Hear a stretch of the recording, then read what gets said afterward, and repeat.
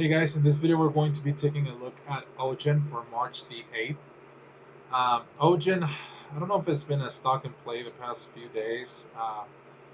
There's a there's a headline here, March the 7th, Organics up 45%, and on the 6th there was an announcement. So I think it was just starting to make the move. But anyway, let's take a look at the levels. So this is a stock that I don't remember if I traded it, but it's a stock that, looking at the chart, I typically like, or I typically would enter, and I'll tell you why. So first of all, it makes a big move, right?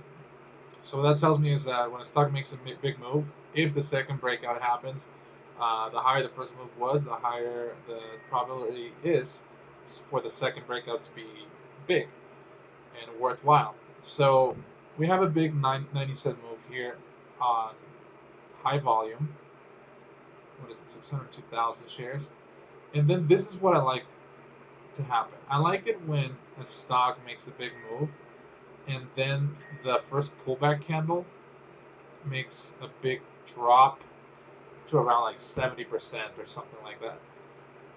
Why? Well, it is risky to get in there, but just looking at charts, I've seen that most stocks, most successful bull flags typically pull back, anywhere between 40 and 70% of the breakout.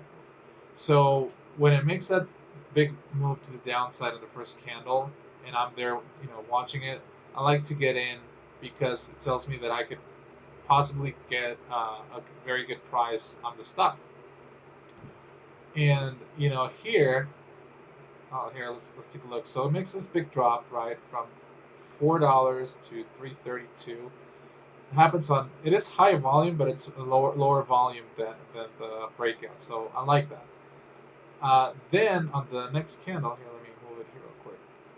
On the next candle, we have, second pullback candle. It closes green, but let's say that I bought, the low was 432, but let's say that I bought it 438 or 436, something like that.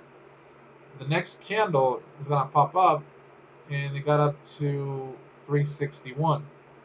So even if I bought at 338, let's say, move up to 361, there's a nice range for me to take profits there if I want to take profits, or the alternative is that I can wait. See, this didn't end up not working out, right? So this is not a successful bull flag. But let's say that it worked. So this consolidated, and either this broke the high, or it was another consolidation candle, and then the next one broke the high. But let's say that it moved up to like 371 or something like that. If it did end up working out, and from buying uh, at 338 all the way up to 367 or something like that, it's a nice profit. Of course, that didn't happen. Of course, you got to be really disciplined with your stops, because you don't know if this first big pullback candle is going to keep dropping, or if the next one's going to drop. So it's risky, but it allows you to make big profits if per share if it ends up working out. And if it doesn't work out and you're disciplined with your trades, oh well, you just lose 5 or 6 cents per share if you're disciplined. But I mean that's about it on this one. I mean, we can analyze why it didn't end up working out, but I'm not even quite sure. So far here everything's good. Small pullback candle, close green, so that's a good sign, right? It closed up here, so you would think that the next candle would get to the high of the previous candle and then break out, but you know traders didn't feel that way. So that's it for OGEN. If you have any questions, just let me know. Any suggestions, leave in the comment section. And as always, guys, we'll see you on the next one. Have a good one.